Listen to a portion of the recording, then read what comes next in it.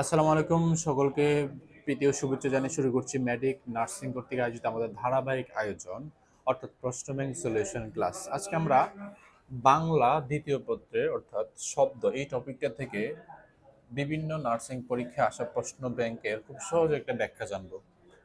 তো আমাদের আজকের আমরা প্রথম যে প্রশ্নটা এটা দেখতে পাচ্ছি যে নদী কোন ধরনের শব্দ। আচ্ছা, আমরা দেখতে পাচ্ছি এই প্রশ্নটা 2023-24 শিক্ষাবর্ষে আসা একটা প্রশ্ন। তো আসো আমরা এখানে আমরা দেখলাম চারটা অপশনে দেশি শব্দ, তদ্ভব শব্দ, তৎসম শব্দ, বিদেশি শব্দ। ওকে, তো এখন আমরা একটা বিষয় মনে রাখবো, যে কোনো শব্দে যখন দীর্ঘ ইকার থাকবে, কি থাকবে? দীর্ঘ ইকার থাকবে। দেখো এখন নদী এই শব্দটাতে কিন্তু দীর্ঘ ইকার, তাই না? তাহলে আমরা যে কোনো শব্দে যখন দীর্ঘ ইকার থাকবে আমরা তখন সেটাকে তৎসম শব্দ দিব। আমরা তখন সেটাকে তৎসম শব্দ দেব, ঠিক আছে? তাহলে আমাদের এই নদীর শব্দ যেহেতু দীর্ঘ ইকার, তাহলে আমরা এটাকে অপশন সি হিসেবে নিতে পারি। ওকে, তাহলে আমরা জানি যে কোনো শব্দে যখন দীর্ঘ ইকার থাকবে আমরা তখন সেটাকে তৎসম শব্দ হিসেবে নেব। এবার এ নাম্বার অপশনে কয়েকটি দেশি শব্দ, যেমন আমাদের পরীক্ষাতে কয়েকটি দেশি শব্দ আসতে পারে, এরকম ভাবে আমি বলি। যেমন যেমন ডাগর। ডাগর মানে কি? বড়। যেমন আর কি কি আসতে পারে? যেমন চুলা, এটা হচ্ছে কি একটি দেশি শব্দ। তারপর হচ্ছে কুলা, এটা হচ্ছে একটি দেশি শব্দ। চুলা, কুলা। তারপর হচ্ছে কি ডুলা, এটা হচ্ছে দেশি শব্দ। তারপর হচ্ছে টুপর, এটা হচ্ছে একটি দেশি শব্দ। তারপর হচ্ছে ডাব। ডাব কি? এটা হচ্ছে দেশি শব্দ।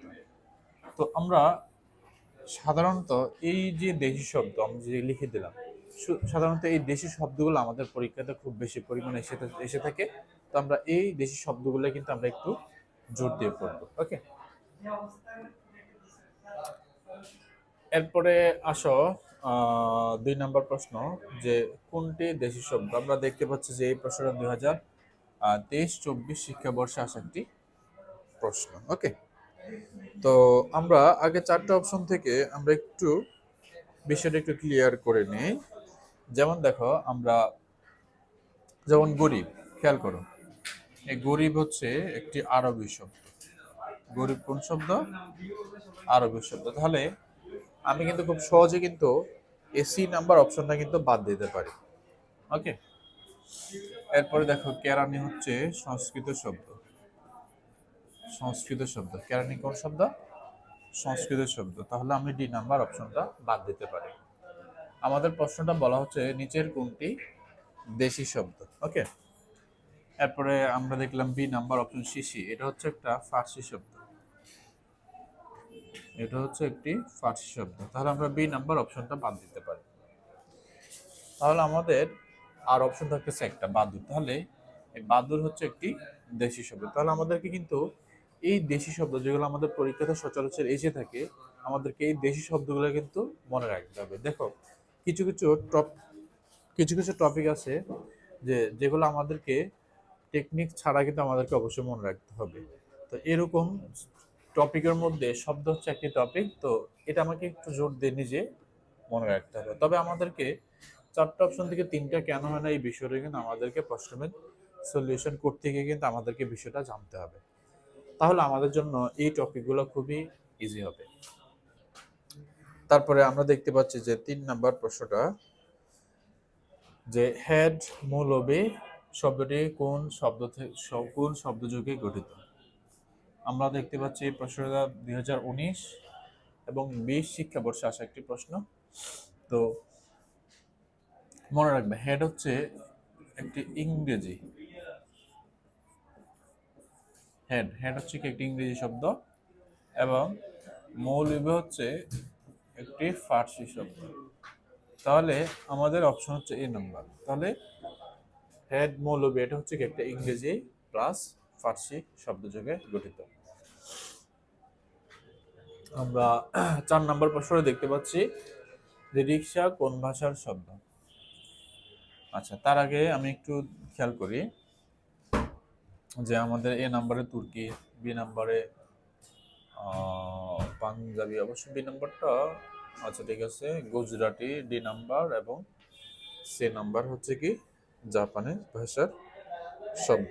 ওকে, তো আমরা যদি একটু খেয়াল করি, এই রিক্সা হচ্ছে মূলত একটি জাপানি শব্দ। রিক্সা মূলত কি শব্দ? একটি জাপানি শব্দ। মনে রাখবা, যখন জাপানি শব্দ আমাদের পরীক্ষাতে আসবে তখন আমরা 2-3টা শব্দ মনে রাখবো। একটা হচ্ছে কি তোমার হাসনা হেনা, হাসনা হেনা, তারপর হচ্ছে রিক্সা, তারপর হচ্ছে কি হারিকিরি। ঠিক আছে, তাহলে আমাদের যখন জাপানি শব্দ আমাদের পরীক্ষাতে আসবে তখন আমরা এই কয়েকটা শব্দ মনে রাখবো, হাসনা হেনা, হারিকিরি, আরেকটা হচ্ছে কি রিক্সা। তো এইগুলো হচ্ছে কি, এগুলো হচ্ছে মূলত জাপানি ভাষার শব্দ। আর আমরা যদি বিশেষ করে গুজরাটি শব্দ হিসেবে আমরা মনে রাখি যে আমাদের পরীক্ষাতে গুজরাটি শব্দ থেকে কি শব্দ আসতে পারে, যেমন হরতাল, আরেকটা হচ্ছে কি খদ্দর। এই দুইটা শব্দ কিন্তু আমাদের পরীক্ষাতে এসে থাকে। তাহলে গুজরাটি শব্দ বললে কিন্তু আমরা এই দুইটা শব্দ অবশ্যই মনে রাখবো। আর আমরা যদি দেখি তুর্কি শব্দের মধ্যে একটা হচ্ছে তোমার চাকু, আর একটা হচ্ছে চাকর। এই দুইটা শব্দ ইম্পর্টেন্ট, আমরা এই দুইটা শব্দ অবশ্যই মনে রাখবো। ঠিক আছে, তো আমরা ঠিক এইভাবে কিন্তু আমরা এই শব্দগুলো একটু মনে রাখতে পারি। তাহলে পাঞ্জাবি থেকে যেমন শিখ, এটা কিন্তু একটা পাঞ্জাবি শব্দ। শিখ এই শব্দটাই মূলত ইম্পর্টেন্ট। তাহলে পাঞ্জাবি শব্দ শিখ, এটা আমরা অবশ্যই মনে রাখবো। দেখো 5 নম্বর প্রশ্নটা, নিচের কোনটি তদ্ভব শব্দ। তাহলে আমরা এই প্রশ্নটা দেখতে পাচ্ছি 2019 এবং 20 শিক্ষাবর্ষে আসা একটি প্রশ্ন। তাহলে এ নাম্বার চাঁদ, বি নাম্বার চন্দ্র, সি নাম্বার ধর্ম, ডি নাম্বার সূর্য। মনে রাখবো তদ্ভব শব্দের একদম তুমি দেখো 95% তুমি দেখবা কি চন্দ্রবিন্দু দিয়ে কিন্তু লেখা। তো তুমি যে শব্দটা তুমি দেখবা চন্দ্রবিন্দু, তুমি সেটা তদ্ভব শব্দ দিয়ে আসবা। এরপরও তোমাকে তদ্ভব শব্দটা কিন্তু কিছু তদ্ভব শব্দ কিন্তু আমাদের পরীক্ষায় জন্য ইম্পর্টেন্ট, এগুলো কিন্তু আমাদেরকে মনে রাখতে হবে। তো তার মধ্যে চাঁদ হচ্ছে একটি। তো এই টেকনিকটা তোমরা অবশ্যই মনে রাখতে পারো। অবশ্যই এই টেকনিকটা মনে রাখলে তোমাদের পরীক্ষাটা অনেক ইজি হবে। আর একটা বিষয় মনে রাখবা, তুমি যখন দেখবা যে যে শব্দে রেফ থাকবে, রেফ সেটাকে তুমি তৎসম শব্দ দিবা। তৎসম বা সংস্কৃত। কি বললাম? আমরা যে শব্দটাতে আমরা রেফ দেখব সেই শব্দটাকে আমরা সাধারণত কি দেব? তৎসম বা সংস্কৃত শব্দ দেব। এখন তৎসম বা সংস্কৃত শব্দ কি শুধু কি রেফ হবে, আর কিছু হবে না? অবশ্যই আরো যেমন আর কি কি থাকতে পারে, যেমন যেই প্রশ্নটার মধ্যে তোমার দীর্ঘ ইকার থাকবে, রেফ থাকবে, তারপরে জফলা থাকবে বা যুক্ত বর্ণ থাকবে, আমরা সেটাকে সাধারণত আমরা কি করতে পারি? তৎসম শব্দ হিসেবে দিতে পারি। তাহলে সি নাম্বার, ডি নাম্বার কিন্তু খুব ইজিলি কিন্তু বাদ দিতে পারে। আর এখানে যেহেতু বলছে তদ্ভব শব্দ, তাহলে আমরা চাঁদ এটাকে আমরা তদ্ভব শব্দ হিসেবে আমরা অ্যান্সার করতে পারি। ওকে, তাহলে এরকম ভাবে আমাদের পরীক্ষাতে আসতে পারে এরকম ভাবে কয়েকটা তদ্ভব শব্দ, যেমন হাত, আরেকটা হচ্ছে কি চামার। তাহলে হাত আরেকটা হচ্ছে চামার, তাহলে এটা হচ্ছে কি তদ্ভব শব্দ। তাহলে তাহলে আমরা 5 নম্বরে এ দিতে পারি। এবার আসি 6 নম্বর। আমরা দেখতে পাচ্ছি যে নিচের কোনটি মৌলিক শব্দ। এভাবে আমাদের প্রশ্নটা আসছে যে মৌলিক শব্দ কোনটি। তাহলে আমরা দেখতে পাচ্ছি এটা 20-21 শিক্ষাবর্ষে আসা একটি প্রশ্ন। এখন মৌলিক শব্দ এটা আমরা বুঝতে হলে বা এই প্রশ্নের অ্যান্সারটা বের করতে হলে আমাকে কি করতে হবে? যেমন দেখো, আমি একটু লিখে দেই, নোট করে দেই যে যে শব্দকে যে শব্দকে কি করা যাবে না, বিশ্লেষণ করা যাবে না। তাহলে আমরা মৌলিক শব্দটা আমরা কিভাবে বুঝবো? যে শব্দকে বিশ্লেষণ করা যাবে না। বিশ্লেষণ করা যাবে না মানেটা কি? যে শব্দকে সন্ধির মতো দুই ভাগ করা যাবে না, আমরা সেটাকে মৌলিক শব্দ হিসেবে নেব। যেমন দেখো, তুমি বিদ্যালয়টাকে কিন্তু খুব সহজে কিন্তু দুই ভাগে বিশ্লেষণ করতে পারো, যেমন বিদ্যা যোগ আলয় বিদ্যালয়। তো এরকম ভাবে কিন্তু যে শব্দটাকে সন্ধির মতো দুই ভাগে বিশ্লেষণ করা যাবে না, আমরা সেটাকে কি দেব? আমরা সেটাকে মৌলিক শব্দ হিসেবে নেব। আবার মৌলিক শব্দের শেষে কিন্তু তোমার কোনো প্রত্যয় থাকবে না। কি থাকবে না? শেষে প্রত্যয় থাকবে না। এটা লিখে রাখি, শেষে প্রত্যয় থাকবে না, কারণ এটা নিজে হবে একটা মূল শব্দ। তাহলে আমরা জানবো যেটা হচ্ছে একটা মূল শব্দ, এবং যে শব্দটা শেষে কোনো প্রত্যয় থাকবে না, এবং যেটাকে সন্ধির মতো দুই ভাগে বিশ্লেষণ করা যাবে না, আমরা সেটাকে মৌলিক শব্দ হিসেবে দেব। তাহলে এখন আসি আমাদের চারটা অপশনের মধ্যে আমরা 1 নম্বরে দেখতে পাচ্ছি মানব।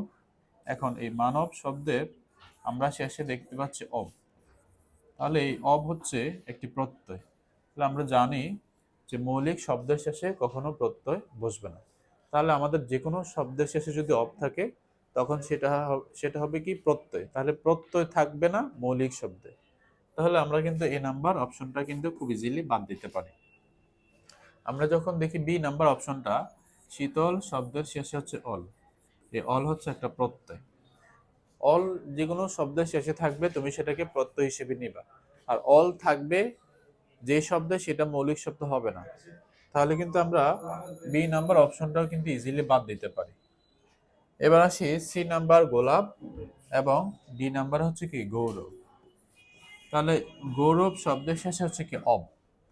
তাহলে আমরা তো জানি যে যে শব্দের শেষে অব থাকবে সেটা হচ্ছে কি তোমার মৌলিক শব্দ নয়, সেটা হবে সাধিত শব্দ। এখন সাধিত শব্দটা কি? তুমি যে দেখবা এটা শেষে প্রত্যয় থাকবে, এটা দুই ভাগে বিশ্লেষণ করা যাবে।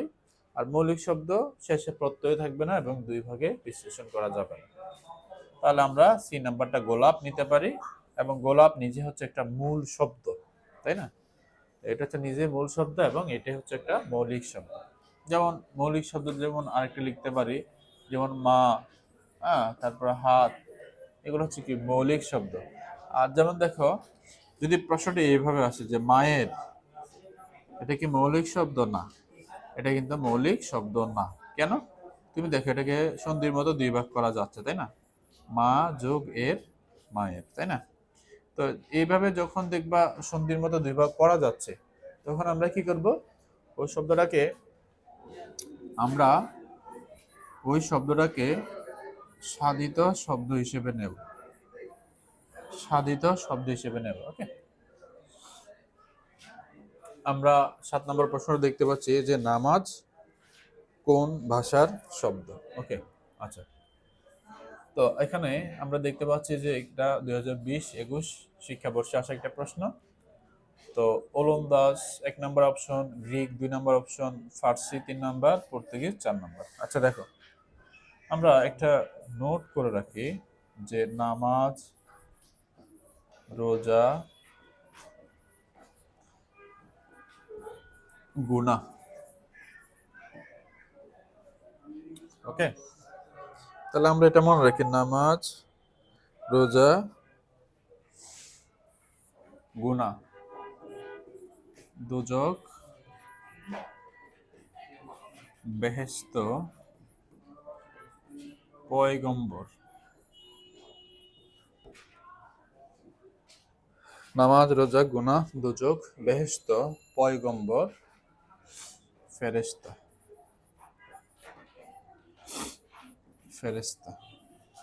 তাহলে এই যে আমরা শব্দগুলো লিখে দিলাম, এই শব্দগুলো মূলত হচ্ছে ফার্সি শব্দ। তাহলে আমরা এই শব্দগুলো পরীক্ষাতে যেহেতু বেশি পরিমাণে এসে থাকে, তাহলে আমরা এগুলোকে ফার্সি শব্দ হিসেবে মনে রাখি। তাহলে নামাজ হচ্ছে একটি ফার্সি শব্দ। আচ্ছা, এবার আমরা এই নাম্বার দেখতে পাচ্ছি যে ওলন্দাজ শব্দ। আচ্ছা, এখন ওলন্দাজ শব্দ কিন্তু তেমন একটা ইম্পর্টেন্ট না, বা গ্রিক শব্দ ইম্পর্টেন্ট না, তবে আমাদের পরীক্ষার জন্য ফার্সি এবং পর্তুগিজ ইম্পর্টেন্ট।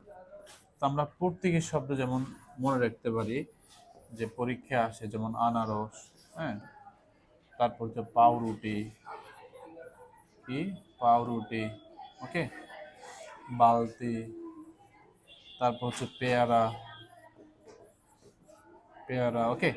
তো এইগুলো হচ্ছে কি, এগুলো হচ্ছে পর্তুগিজ শব্দ। তো আমরা এই পর্তুগিজ শব্দগুলো আমাদের পরীক্ষার জন্য ইম্পর্টেন্ট, আমরা এটাকে অবশ্যই অবশ্যই মনে রাখবো।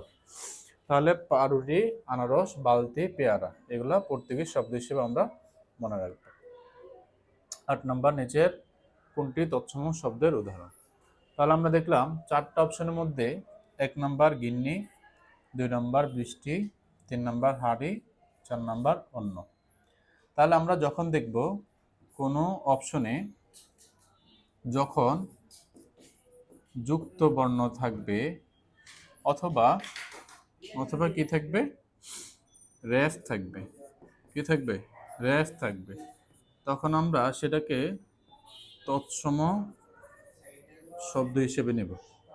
ঠিক আছে, তখন আমরা সেটাকে কি নেব, তখন আমরা সেটাকে তৎসম শব্দ হিসেবে নেব। মনে রাখবা, তৎসম শব্দে কিন্তু যুক্ত বর্ণ থাকবে এবং রেফ থাকবে। ওকে, তো আমরা কিন্তু এই রেফ যে থাকবে এটা কিন্তু তৎসম শব্দ। এখন এই তৎসম শব্দ এখানে কিন্তু মূলত 2টা অপশন। আর হাড়ে এটা তো চন্দ্রবিন্দু, এটা চন্দ্রবিন্দু কখনোই তৎসম শব্দ হিসেবে বসে না। তাহলে সি নাম্বারটা কিন্তু আমরা খুবই ইজিলি বাদ দিতে পারি। তাহলে আমরা এইভাবে কিন্তু আমরা মনে রাখতে পারি। ওকে, তাহলে আমরা এটাকে অন্য অথবা বৃষ্টি যে কোনো একটা সঠিক উত্তর হিসেবে আমরা নিতে পারি। আমরা দেখতে পাচ্ছি 10 নম্বর, চশমা কোন ভাষার শব্দ? এই প্রশ্নটা আছে 2022-23 শিক্ষাবর্ষে, চশমা। আচ্ছা, আমরা কয়েকটা ফার্সি শব্দের মধ্যে আমাদের পরীক্ষাতে এসে থাকে, যেমন চশমা, পাঞ্জাবি, জামাই,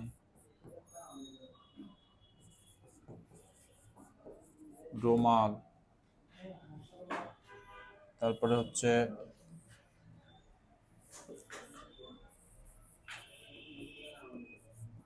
বিরিয়ানি, জর্দা। তো এগুলো হচ্ছে কি ফার্সি শব্দ। তো আমরা এই শব্দগুলো অবশ্যই মনে রাখবো, ফার্সি শব্দ। আর পর্তুগিজ শব্দ হিসেবে আমরা জানি কয়েকটা শব্দ, যে আনারস, আলমারি, বালতি, পেয়ারা। তো আমরা এগুলোকে আমরা পর্তুগিজ শব্দ হিসেবে নেব। 11 নম্বর, কোনটি বিদেশি শব্দের উদাহরণ? আচ্ছা, এখন আসি বিদেশি শব্দ। দেখো, আমরা 4টা অপশনে দেখি, খবর, আনারস, দোয়েল, চাউল। ওকে, তো তুমি দেখো বাকিগুলো কিন্তু দেশি শব্দ। আনারস একটু আগে কিন্তু আমরা পড়লাম, আনারস কোন শব্দ? পর্তুগিজ শব্দ, তাই না? আনারস হচ্ছে কি পর্তুগিজ শব্দ। তো পর্তুগিজ শব্দগুলো আমরা জানি কি কি বললাম, যে বালতি, পেয়ারা, হ্যাঁ, আনারস, পাউরুটি, পাউরুটি। ওকে, এগুলো হচ্ছে কি পর্তুগিজ শব্দ। তার মানে এই যে বিদেশি শব্দ, এখানে অ্যান্সারটা হবে কি বি নাম্বারটা। তাহলে বি নাম্বারটা হচ্ছে কি পর্তুগিজ শব্দ। ওকে, তো আমরা ঠিক এইভাবে প্র্যাকটিস করব। আর আমরা যখন দেখি 12 নম্বরটা, নিচের কোনটি দেশি শব্দ? তাহলে এই প্রশ্নটা আসছে 2022-23 শিক্ষাবর্ষে, যে নিচের কোনটি দেশি শব্দ। দেখো, এখন এই 4টা অপশন থেকে আমরা কয়েকটা দেশি শব্দ ইম্পর্টেন্ট, যেগুলো আমাদের পরীক্ষাতে এসে থাকে। যেমন দেখো, যেমন আমরা লিখতে পারি যে খোকা, তারপরে হচ্ছে টোপর, তারপরে হচ্ছে খোকা, টোপর, তারপর হচ্ছে ডিঙ্গি। আমরা ওই যে ডিঙ্গি নৌকা, ডিঙ্গি নৌকা আছে না, তাহলে ওই ডিঙ্গি শব্দটাকে বলা হচ্ছে এখানে। তাহলে ডিঙ্গি, এরপর হচ্ছে ডাগর। ডাগর মানে হচ্ছে কি বড়, ডাগর মানে হচ্ছে বড়। এরপর আমরা লিখতে পারি চুলা, ডুলা, তারপর হচ্ছে কুলা। তাহলে এই শব্দগুলো আমাদের পরীক্ষাতে এসে থাকে। তো এই দেশি শব্দগুলো আমরা একটু গুরুত্ব দিয়ে পড়ব। তাহলে আমরা এখানে সঠিক উত্তর হিসেবে আমরা খোকা এটা নিতে পারি। আর লুঙ্গি এবং ফুঙ্গি, আরেকটা লিখে নিই ফুঙ্গি, এটা আবার পরীক্ষাতে এসে থাকে। তাহলে এই দুটি শব্দ হচ্ছে মায়ানমার, মায়ানমার। তাহলে লুঙ্গি ফুঙ্গি এই দুটি শব্দ হচ্ছে কি মায়ানমার শব্দ, বা তোমার বার্মা, এভাবে তোমার অপশনে থাকতে পারে। আচ্ছা, এরপরে দেখো যে 13 নম্বর প্রশ্নটা, যে মেলানিন কোন দেশীয় শব্দ? মেলানিন কোন দেশীয় শব্দ? আচ্ছা, আমরা জাপানি দেখতে পাচ্ছি, ইতালি, জার্মানি, তারপর হচ্ছে ফার্সি। আচ্ছা, এখন আসো এই যে মেলানিন, এটা খুব তেমন একটা পরীক্ষায় আসে না। এটা এই শব্দটা কিন্তু আমাদের পরীক্ষাতে একবার এসেছিল, তবে বাকিগুলো কিন্তু রিপিট হয়। যেমন কি রিপিট হয়, কি কি শব্দ আমাদের পরীক্ষাতে রিপিট হয়? যেমন ফার্সি শব্দ, পর্তুগিজ শব্দ, এরপরে ফরাসি শব্দ, এরপরে তৎসম শব্দ, দেশি শব্দ। এই শব্দগুলো কিন্তু আমাদের পরীক্ষাতে খুব বেশি রিপিট হয়, আর বাকিগুলো কিন্তু তেমন একটা রিপিট হয় না। যেমন দেখো মেলানিন, এটা একবার আসছিল, আর আমরা এটা মনে রাখবো মেলানিন হচ্ছে কি একটা জার্মানি শব্দ। মেলানিন এটা হচ্ছে কি একটা জার্মানি শব্দ, মেলানিন। ওকে, তো মেলানিনটা কি? মেলানিন হচ্ছে একটা হালকা কার্যকর শোষক, এটা মনে রাখতে পারো। মেলানিন হচ্ছে একটি হালকা কার্যকর শোষক, মেলানিন। আর আমরা ফার্সি শব্দ তো অলরেডি বলে ফেললাম যে ফার্সি শব্দগুলো আমাদের পরীক্ষার জন্য ইম্পর্টেন্ট। যেমন পাঞ্জাবি, এই শব্দটা আমরা মনে রাখবো। তারপর হচ্ছে পাঞ্জাবি, তারপর হচ্ছে কি রোমান, তারপর হচ্ছে মোরগ, তারপর হচ্ছে মুরগি,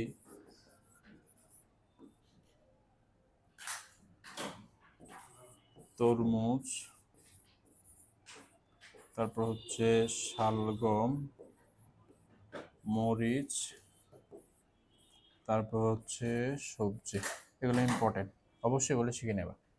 তাহলে আমাদের পরীক্ষাতে এই শব্দগুলো কিন্তু ঘুরে ফিরে আমাদের পরীক্ষাতে এসে থাকে। আসা এবার 14 নম্বর, যে নিচের কোনটি জোর কলম শব্দের দৃষ্টান্ত? দৃষ্টান্ত মানে হচ্ছে উদাহরণ। আমরা দেখতে পাচ্ছি এই প্রশ্নটা 2015 এবং 16 শিক্ষাবর্ষে আসা একটি প্রশ্ন। এখন আসি যে জোর কলম শব্দের দৃষ্টান্ত, এটা মানেটা কি? মানে তুমি দেখবা দুটি আলাদা শব্দ থাকবে। কি থাকবে? দুটি আলাদা শব্দ। প্রথম হচ্ছে জোর কলম মানে হচ্ছে কি দুটি আলাদা শব্দ থাকবে, কিন্তু একটি শব্দের অর্থ প্রকাশ করবে। কি হবে? একটি শব্দে অর্থ প্রকাশ, এটা মানে হচ্ছে কি জোর কলম। ওকে, শব্দ থাকবে দুটি আলাদা, তবে একটি শব্দের অর্থ প্রকাশ করবে। আমরা এই চারটা অপশন থেকে, আচ্ছা এখানে একটু টাইপিং মিস্টেক, এটা মূলত ছিল প্রশ্নটা কি ফুল কুসুম। তো আমরা এই সি নাম্বার অপশনে এই যে ফুল, এটা হচ্ছে একটা ইংরেজি শব্দ, আর কুসুম হচ্ছে একটা সংস্কৃত শব্দ। তাহলে এটা কিন্তু দুটি আলাদা শব্দ, কিন্তু ফুল কুসুম দুটি আলাদা শব্দ হলেও এটা কিন্তু একটি শব্দের অর্থ প্রকাশ করে। সেটা কি? একটি শব্দের অর্থ। তাহলে ফুল কুসুম বলতে চোখের রোগ, চোখের রোগের কথা বোঝানো হচ্ছে। তাহলে আমরা এটা অবশ্যই মনে রাখবো, ফুল কুসুম বলতে একটা চোখের বিশেষ রোগের কথা বলা হচ্ছে। তাহলে আমরা 14 নম্বরটা আমরা ফুল কুসুম সঠিক উত্তর হিসেবে আমরা নিতে পারি। তারপরে আসো, নিচের কোনটি আরবি শব্দ? আচ্ছা,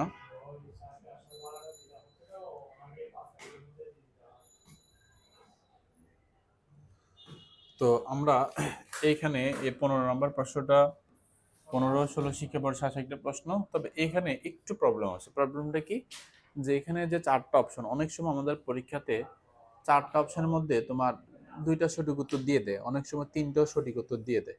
এটা কেন হয়? এটা তোমার তোমাকে কনফিউজ করার জন্য হতে পারে। কিন্তু এই টাইপের যখন তুমি দেখবা যে 2টি সঠিক উত্তর, তখন তুমি কি করবা, 2টি বা 3টিও থাকতে পারে। এটা কিন্তু ভর্তি পরীক্ষা।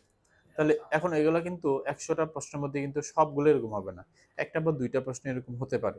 তাহলে সেই ক্ষেত্রে তুমি যে কোনো একটা উত্তর দিবে। যে কোনো একটা বলতে, যদি ওই 4টা অপশনে যদি 2টা থাকে, তাহলে 2টার মধ্যে যেটা সঠিক তোমরা সেটা দিবে।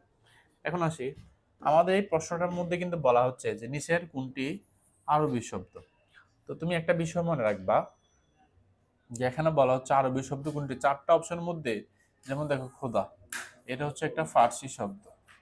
এখন এটা কিন্তু আমরা খুব ইজিলি বাদ দিতে পারি। কিন্তু তুমি দেখো বাকি যে 3টি অপশন, এই বাকি 3টি অপশনে কিন্তু আরবি শব্দ। যেমন ইমান, এটা আরবি শব্দ। আবার আদালত, এটা আরবি শব্দ। দোয়াত, এটাও আরবি শব্দ। তাহলে কিন্তু আমরা এখান থেকে বি নাম্বারটা নিতে পারি, অথবা সি নাম্বার, অথবা আমরা ডি নাম্বারটা সঠিক উত্তর হিসেবে আমরা নিতে পারি। তো এইভাবে কিন্তু তোমাকে কনফিউজ করতে পারি। তো এই কথাগুলো কিন্তু অবশ্যই মনে রাখবা। এবার আসি, এলাচি কোন ভাষার শব্দ? আমরা দেখতে পাচ্ছি এই প্রশ্নটা 2016 এবং 17 শিক্ষাবর্ষে আসা একটি প্রশ্ন। এলাচি কোন ভাষার শব্দ? তো এখানে দেখো আরবি শব্দ দেখতে পাচ্ছি, হিন্দি। দেখো হিন্দি শব্দের মধ্যে পানি শব্দটা কিন্তু আমাদের পরীক্ষাতে আসে। পানি হচ্ছে হিন্দি শব্দ। আচ্ছা, ফরাসি দেওয়া আছে, তারপর হচ্ছে চীনা। এখন আসো, এই চীনা শব্দের মধ্যে এই যে স, এটা থাকবেই। যেমন চীনা কয়েকটা শব্দের মধ্যে আমি বলি, যেমন দেখো চা, তারপর হচ্ছে কি চিনি, হ্যাঁ, তারপর হচ্ছে এলাচি। তো এগুলো মনে রাখবা, এগুলো হচ্ছে কোন শব্দ? চীনা ভাষার শব্দ। তাহলে চীনা শব্দের মধ্যে এরকম ভাবে এই যে ছ, এই বিষয়টা কিন্তু প্রায় সময় থাকে। তাহলে এরকম ভাবে থাকবে। যেমন আরো লিখতে পারি যে লিচু, হ্যাঁ, লুচি, হ্যাঁ, এগুলো কিন্তু প্রত্যেকটা কিন্তু চীনা শব্দ। তাহলে আমরা এই কথাগুলো মনে রাখবো। তাহলে এলাচি কোন ভাষার শব্দ? এটা হচ্ছে একটি চীনা ভাষার শব্দ। ওকে, এরপর আমরা দেখতে পাচ্ছি যে 17 নম্বর প্রশ্নটা 2018 এবং 19 শিক্ষাবর্ষে আসা একটি প্রশ্ন, যে যে সকল শব্দ সংস্কৃত ভাষা হতে প্রাকৃতের মধ্য দিয়ে পরিবর্তিত রূপে বাংলা ভাষায় স্থান পেয়েছে তাকে বলে। আচ্ছা, এখানে আমরা 4টা অপশন দেখতে পাচ্ছি। মূলত এটা কিন্তু একটা তদ্ভব শব্দের সংজ্ঞা। এই যে সংজ্ঞাটা পড়লাম, এটা হচ্ছে কি মূলত তদ্ভব শব্দের সংজ্ঞা। এখন শব্দের যে সংজ্ঞা, এগুলো কিন্তু আমাদেরকে কিন্তু মুখস্থ করতে হবে। এটা কিন্তু বোঝার কিছুই নেই। এটা তোমাকে তোমাকে এই বিষয়টা কষ্ট করে মুখস্থ করতে হবে। এরপর আসো আমরা 18 নম্বর, যে ফরাসি ভাষার শব্দের উদাহরণ কোনটি? ডিপ্লোমা 2018 এবং 19 আসা প্রশ্ন। ওকে, আচ্ছা, আমরা আগে অপশনগুলো বাদ দিই। হরতাল হচ্ছে একটা গুজরাটি, হরতাল কি একটা গুজরাটি শব্দ। তাহলে এই নাম্বারটা কিন্তু আমরা খুব ইজিলি বাদ দিতে পারি। পাদ্রি, এটা হচ্ছে একটা পর্তুগিজ শব্দ। পাদ্রি কোন শব্দ? একটা পর্তুগিজ শব্দ। তাহলে এই নাম্বারটা আমরা বাদ দিতে পারি। আর কোপন এবং তোপ, এই দুইটার মধ্যে এই তোপ হচ্ছে একটা তুর্কি ভাষার শব্দ। তোপ কোন শব্দ? তোপ হচ্ছে একটা তুর্কি ভাষার শব্দ। আর কোপন হচ্ছে মূলত একটা ফরাসি ভাষার শব্দ। কোপন এটা মূলত হচ্ছে একটা ফরাসি ভাষার শব্দ। আচ্ছা, ফরাসির মধ্যে কুপন, তারপরে রেস্তোরাঁ, তারপর হচ্ছে ডিপু, এটা মনে রাখবে। এই তিনটা শব্দ মূলত আমাদের ঘুরে ফিরে আমাদের পরীক্ষাতে এসে থাকে।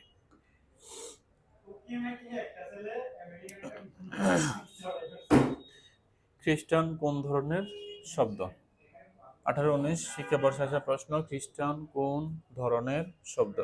আমরা এই নাম্বার দেখতে পাচ্ছি বিদেশি শব্দ, বি নাম্বার মিশ্র শব্দ, সি নাম্বার তৎসম শব্দ এবং ডি নাম্বার হচ্ছে কি অর্ধ তৎসম শব্দ। ওকে, এখন আসি এই খ্রিস্টান, এটা মূলত হচ্ছে একটা ইংরেজি শব্দ। কোন শব্দ?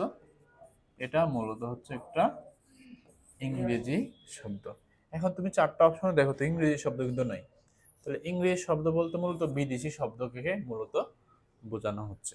তাহলে ইংরেজি শব্দ দিয়ে আমাদেরকে মূলত বিদেশি শব্দকে বোঝানো হচ্ছে। ওকে, তো আমরা এইভাবে আমরা মনে রাখতে পারি। যেমন ইংরেজি শব্দের মধ্যে আমাদের পরীক্ষাতে আসতে পারে যেমন কলেজ, ইউনিভার্সিটি। ইউনিভার্সিটি তোমরা নিজেরা লিখে নিবে। ওকে, তো কলেজ, ইউনিভার্সিটি, তারপর হচ্ছে টিন, এটা ইম্পর্টেন্ট। হ্যাঁ, তারপর হচ্ছে স্কুল। ওকে, স্কুল, কলেজ, ইউনিভার্সিটি, টিন, তারপর হচ্ছে ইউনিয়ন। হ্যাঁ, এগুলো হচ্ছে ইংরেজি শব্দ, এগুলো আমাদের পরীক্ষাতে ঘুরে ফিরে এসে থাকে। তাহলে college, school, college, university, tin, তো আমরা এগুলো মনে রাখবো। আচ্ছা, 20 নম্বর, রিক্সা শব্দটি কোন ভাষা থেকে এসেছে? এটা কিন্তু আমরা একটু আগে পড়লাম যে রিক্সা শব্দটি জাপানের শব্দ, তাই না? একটু আগে পড়লাম আমরা। এবং হারিকিরি, এটাও কিন্তু একটা জাপানের শব্দ, হারিকিরি। তাহলে রিক্সা, হারিকিরি, এই দুইটা কথা আমাদের পরীক্ষাতে এসে থাকে। আর চীনা শব্দের মধ্যে আমাদের পরীক্ষাতে সচরাচর এসে থাকে এরকম কয়েকটা চীনা শব্দের মধ্যে আমরা একটু আগে তোমাদেরকে বলেছিলাম। যেমন দেখো, চা, চিনি, তাই না? চা, চিনি, লিচু, লুচি, ঠিক আছে? ওই চীনা শব্দের মধ্যে তুমি দেখবা যে চ, এই কথাটা কিন্তু থাকবে।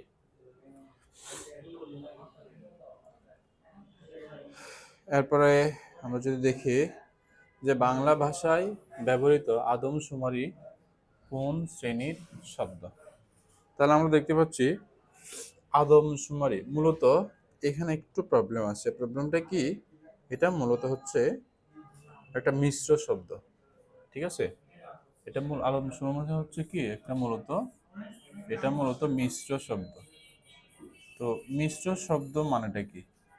মানে তুমি দেখবা মিশ্র শব্দগুলোতে মূলত দুইটা শব্দ যোগে গঠিত শব্দটাই হচ্ছে কি মূলত মিশ্র শব্দ।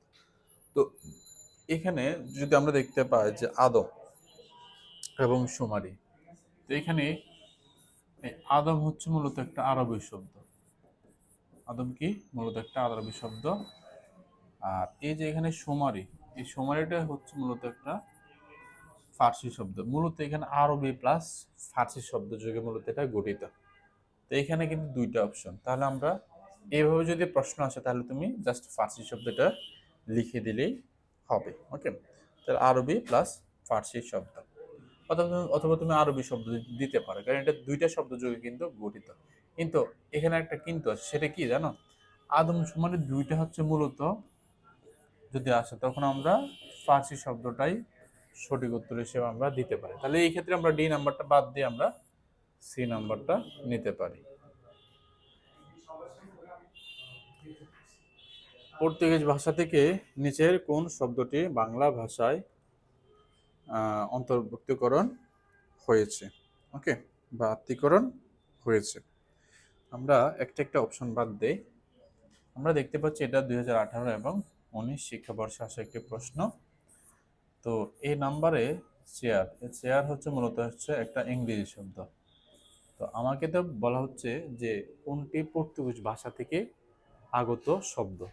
তাহলে আমরা কিন্তু চারটা অপশন থেকে আমরা যদি চেয়ার এটা ইংরেজি শব্দ, আমরা এটা বাদ দিতে পারি। এখন আসি বি নাম্বার অপশন, এটা হচ্ছে কি বালতি।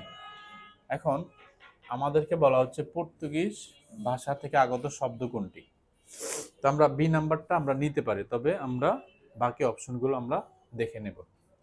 এখন আসি ডি নাম্বার হচ্ছে হরতাল। তো আমাদের এই হরতাল এই শব্দটা মূলত হচ্ছে একটা গুজরাটি শব্দ।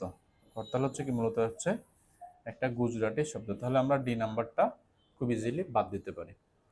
তো আমরা বি নাম্বারে যে বালতি এই শব্দটা লিখলাম। তো আমাদের পরীক্ষাতে পর্তুগিজ ভাষা থেকে আগত শব্দের মধ্যে ইম্পর্টেন্ট হচ্ছে যে বালতি, আনারস, তারপর হচ্ছে পেঁপে, তারপর হচ্ছে পাউরুটি, ঠিক আছে। তো আমাদের পরীক্ষাতে সচরাচর এই শব্দগুলা পর্তুগিজ ভাষা থেকে আগত শব্দের মধ্যে আমাদের পরীক্ষাতে এসে থাকে। তাহলে আমরা এই শব্দগুলো অবশ্যই মনে রাখবো, ওকে। আর আমরা সর্বশেষ এখানে দেখতে পাচ্ছি শরবত। এই শরবত হচ্ছে মূলত একটি আরবি শব্দ, তবে এটা কিন্তু আমাদের পরীক্ষাতে কিন্তু সচরাচর আসে না। তাহলে আমরা সি নাম্বারটা বাদ দিতে পারি। তাহলে আমাদের আর অপশন থাকছে একটা, তাহলে আমরা এটা সঠিক উত্তর হিসেবে বি নাম্বারটা নিতে পারি। এবার আসি 22 নাম্বার, রিক্সা কোন ভাষার শব্দ। আমরা অলরেডি কিন্তু এই শব্দটা দেখলাম যে অনেকগুলা প্রশ্নে কিন্তু এটা রিপিট হচ্ছে। তো এরকমভাবে রিপিট হয় কোন কোন শব্দ, যেমন দেখো জাপানিজ শব্দ রিপিট হয়, পর্তুগিজ শব্দ রিপিট হয়, এবং দেশি শব্দ এবং তৎসম শব্দ। মনে রাখবে এই চারটা শব্দ কিন্তু সবচেয়ে বেশি রিপিট হয়। আমরা একটু আগে কিন্তু এই প্রশ্নটা কিন্তু সলভ করে আসছি যে রিক্সা এবং হারিকিরি, আমরা এই দুইটা শব্দ কিন্তু আমরা মনে রাখবো জাপানি শব্দ। তাহলে জাপানের শব্দের মধ্যে প্রত্যেক বছর যদি প্রশ্ন আসে এই দুইটা শব্দ আসবে, তাহলে আমরা খুব ইজিলি এটা জাপানের শব্দ হিসেবে নিতে পারি। আর গুজরাটি তো হবে না, তবে গুজরাটির থেকে আমাদের পরীক্ষাতে যদি প্রশ্ন আসে তাহলে হরতাল কোন শব্দ, গুজরাটি শব্দ। এই শব্দটাই মূলত আমাদের পরীক্ষাতে এসে থাকে। আর পাঞ্জাবি শব্দ এটা তেমন একটা ইম্পর্টেন্ট না, তবে যদি পরীক্ষাতে আসে যে শিখ, এটা কোন শব্দ, আমরা দিব এটা পাঞ্জাবি শব্দ, ওকে। আর তুর্কি শব্দের মধ্যে আমরা দিতে পারি যে কাছে, এটা কোন শব্দ, তুর্কি শব্দ। তো আমরা ঠিক এইভাবে প্রশ্নগুলো আমরা ব্যাখ্যা করতে পারি। এবার 23 নাম্বারটা তোমরা অবশ্যই জানবা যে 23 নাম্বার প্রশ্নটা কিন্তু রিপিট হচ্ছে। আমরা কিন্তু দেখতে পাচ্ছি এই টাইপসের প্রশ্নটা আরো অনেকবার এসেছিল। তো তুমি দেখো তদ্ভব শব্দ যখন আমাদের পরীক্ষাতে আসবে তখন আমরা দেখব প্রায় 95% ক্ষেত্রে আমরা দেখতে পাচ্ছি যে এই একটা শব্দই আমাদের এসে থাকে, চাঁদ। এবং তদ্ভব শব্দের মধ্যে কি থাকে, একটা চন্দ্রবিন্দু থাকে, তাই না। তো এরকম ভাবে তদ্ভব শব্দের মধ্যে আমরা মনে রাখতে পারি চামার, আরেকটা হচ্ছে হাত। তাহলে আমরা এই দুইটা শব্দ, তিনটা শব্দ আমরা মূলত মনে রাখবো, ওকে। তাহলে আমরা 23 নাম্বার হচ্ছে এ। আর ধর্ম এবং সূর্য, এই দুইটা শব্দ হচ্ছে কি তৎসম শব্দ। তাহলে তদ্ভব শব্দ কোনটি, চাঁদ। তাহলে এটাও কিন্তু একটা তৎসম শব্দ।